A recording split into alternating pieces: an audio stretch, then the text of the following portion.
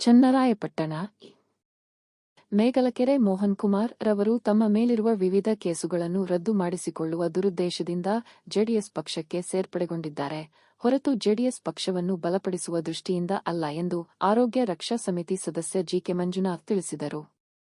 ಪಟ್ಟಣದ ಪತ್ರಕರ್ತರ ಭವನದಲ್ಲಿ ಪತ್ರಿಕಾಗೋಷ್ಠಿ ನಡೆಸಿದ ನಾಗಸಮುದ್ರ ಬಾಲು ಮಾತನಾಡಿ, ಮೋಹನ್ ಕುಮಾರ್ ಅವರು ಹಲವಾರು ಮಂದಿ ಬಡವರಿಗೆ ಮೋಸ ಮಾಡಿದ್ದಾರೆ. ಇವರ ವಿರುದ್ಧ ಚನ್ನರಾಯಪಟ್ಟಣ ನಗರ ಪೊಲೀಸ್ ಠಾಣೆಯಲ್ಲಿ ದೂರು ಸಹ ದಾಖಲಾಗಿದೆ.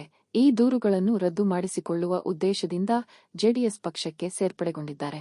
ಮಾನ್ಯ ಶಾಸಕರು ಈ ತಾಲೂಕಿನಲ್ಲಿ ವಂಚನೆಗೆ ಒಳಗಾಗಿರುವ ಸಾರ್ವಜನಿಕರ ಪರವಾಗಿ ನಿಂತು ನ್ಯಾಯ ಕೊಡಿಸುತ್ತಾರೋ ಇಲ್ಲವೇ ಕೂಲಿ ಕಾರ್ಮಿಕರಿಗೆ ವಂಚನೆ ಮಾಡಿರುವ ವ್ಯಕ್ತಿಯನ್ನು ರಕ್ಷಣೆ ಮಾಡುತ್ತಾರೋ ಎಂಬುದನ್ನು ಕಾದು ನೋಡಬೇಕಾಗಿದೆ ಎಂದರು. ಈ ಮೋಹನ್ ಕುಮಾರ್ ಎಂಬ ವ್ಯಕ್ತಿಯು ಕಳೆದ 10 ವರ್ಷಗಳಿಂದ ಕಾಂಗ್ರೆಸ್ ಪಕ್ಷದಲ್ಲಿ ಸಕ್ರಿಯವಾಗಿಲ್ಲ. ಇಂತಹ ವ್ಯಕ್ತಿಯು ನಮ್ಮ ಕಾಂಗ್ರೆಸ್ ಪಕ್ಷದ ಮುಖಂಡರ ಬಗ್ಗೆ ಮಾತನಾಡುವ ನೈತಿಕತೆಯನ್ನು ಹೊಂದಿಲ್ಲ ಎಂದರು.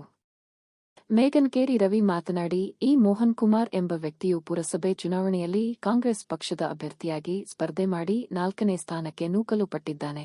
ಇಂತಹ ವ್ಯಕ್ತಿಯಿಂದ ನಮ್ಮ ಕಾಂಗ್ರೆಸ್ ಪಕ್ಷಕ್ಕೆ ಯಾವುದೇ ರೀತಿಯ ಉಪಯೋಗವಿಲ್ಲ ಎಂದರು. ಕಾಂಗ್ರೆಸ್ ಪಕ್ಷದಿಂದ ಎಲ್ಲಾ ರೀತಿಯ ಅಧಿಕಾರವನ್ನು ಪಡೆದು ಇವಾಗ ಕಾಂಗ್ರೆಸ್ ಪಕ್ಷದ ವಿರುದ್ಧ ಮಾತನಾಡುವ ಈ ವ್ಯಕ್ತಿಗೆ ಮಾತಿಗೆ ಯಾರೂ ಮನೆ ನೀಡಬಾರದು ಎಂದು ತಿಳಿಸಿದರು. ಸಂದರ್ಭದಲ್ಲಿ ಕೆಡಿಪಿ ಸದಸ್ಯರಾದ ಕಬ್ಬಾಳು ಮಹೇಶ್, ತಾಲೂಕು ಆರೋಗ್ಯ ರಕ್ಷಾ ಸಮಿತಿಯ ನಿರ್ದೇಶಕರುಗಳಾದ ಕಲ್ಕೆರೆ ಮೋಹನ್, ಜಿಕೆ ಮಂಜುನಾಥ್, ನಾಗಸಮುದ್ರ ಬಾಲು, ಪುರಸಭಾ ನಾಮನಿರ್ದೇಶನ ಸದಸ್ಯರಾದ ಮೇಗಲಕೇರಿ ರವಿ, ಯುವ ಕಾಂಗ್ರೆಸ್ ಅಧ್ಯಕ್ಷರಾದ ರಾಕೇಶ್ ಸೇರಿದಂತೆ ಇತರರು ಹಾಜರಿದ್ದರು.